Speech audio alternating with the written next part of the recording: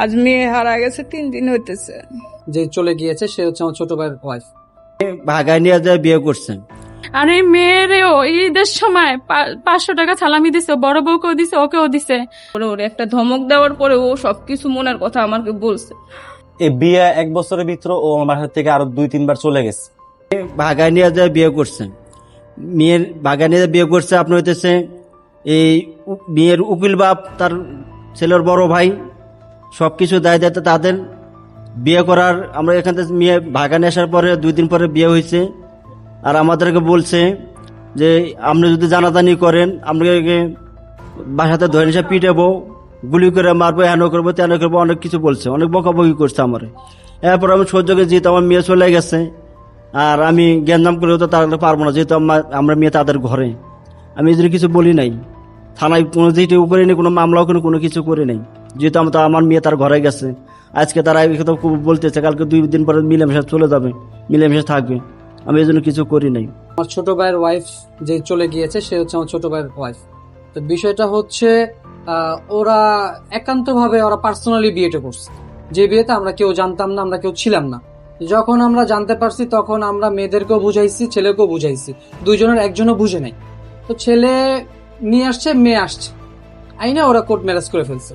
আচ্ছা, এখন এই বিষয়গুলো আমার বাবা জানতো না, তো আমি জানতাম। আমি জানাতে আমার বাবাকে জানাই নাই। আমি বিগত 4 মাস আমার কাছে ছিল, আমি রাখছি।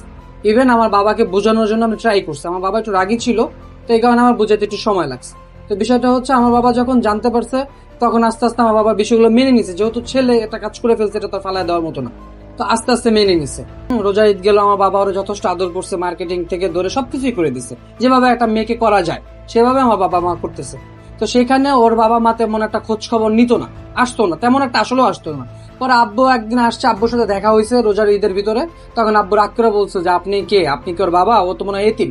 তো এরকম ভাবে হাসি ঠাট্টামি করছে, করার পরে মোটামুটি ওকে, ওনারা ওনাদের মতো চলে গেছে, আমরা আমাদের মতো ছিলাম। তো রোজার ঈদ গেল, কুরবানি ঈদ আসলো, তো কুরবানি দিল। কুরবানি দেওয়ার পরে আব্বু সবসময় আর কি, আব্বু এমনি বাজার থেকেও কিনে আনে, ওই যে গরুর যে পায়াগুলো ওগুলো কিনে এনে আম্মুকে দিয়ে রান্না করে, আমার বাবা দোকানে নিয়ে গিয়ে ফ্রেন্ডের সাথে খায়। তো আমার ফ্রেন্ড, আব্বুর ফ্রেন্ডরা আর কি আবার এগুলো দাবি করছে যে খাবে। তা আব্বু তো অ্যাক্সিডেন্ট করছে গত 11 তারিখে, রোড অ্যাক্সিডেন্টে মারা যায়। আজ মেয়ে হারা গেছে 3 দিন হইতেছে।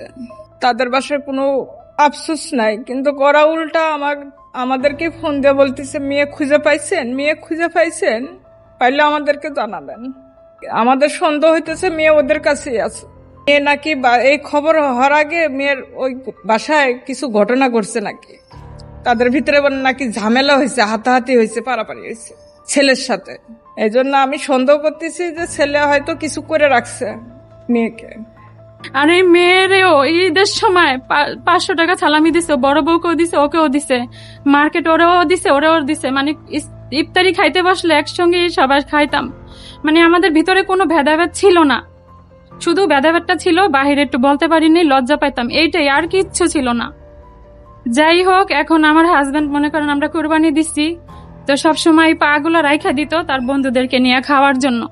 পরে আমি বলতেছি যে আমার তো বাসা চেঞ্জ করতে হবে, মানে এখানে বাড়িওয়ালা চলে আসবে, আমার অন্য বাসায় আমার হাজবেন্ড ঠিক করে রাইখা গেছে।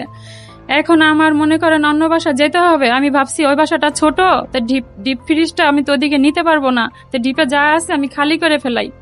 তা আমি গরুর পা গুলা আমি এটাকে বলক উঠায় রাইখা ঘরে আমি হসপিটাল চলে গেছি।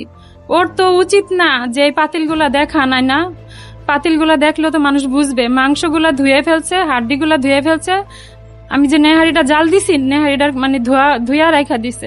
আমি ওরে বলছি, মা আমি আজকের থেকে আর চুলার পার যাবো না, তুই আমারে যা রান্না করে দিস আমি তাই খাবো, আমার তো এখানে আর কিছু নাই, আমার রান্না বাড়ার দিকে আমার আর জীবনও হাত যাইবো না, বাসা চেঞ্জ করতে হবে।